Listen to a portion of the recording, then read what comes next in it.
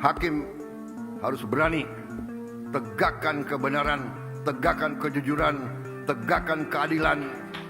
Meski puas dengan kinerja hakim yang diduga terkait putusan banding kasus korupsi timah Harvey Muiskes, namun Presiden Prabowo Subianto menggebrak meja di depan para hakim agung di acara sidang istimewa laporan tahunan Mahkamah Agung Jakarta Pusat, Rabu 19 Februari 2025. Atas nama rakyat Indonesia, terima kasih pekerjaanmu. Tapi, ada tapinya. Kalau tidak salah, saya lihat sepintas slide Ketua Mahkamah Agung tadi. Tingkat kepuasan atas putusan tingkat banding. Benar ya? Kalau tidak salah, tingkat kepuasannya masih tidak terlalu tinggi. Atau mungkin mata saya yang kurang baik. Tapi saya percaya, saudara-saudara, saya percaya, dan atas nama rakyat Indonesia, saya menghimbau,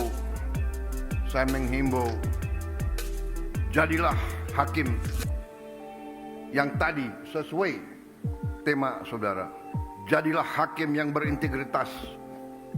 Jadilah pengayom dan pelindung rakyat. Berilah keadilan. Tegakkan keadilan untuk seluruh rakyat Indonesia. Dengan tidak pandang bulu, saudara-saudara. Tonggak trias politika. Peradilan yudikatif sama, tingkatnya sama, derajatnya sama, kuasanya dengan eksekutif dan legislatif.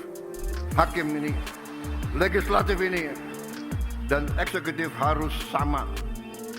Hakim harus berani tegakkan kebenaran, tegakkan kejujuran, tegakkan keadilan, berantas korupsi.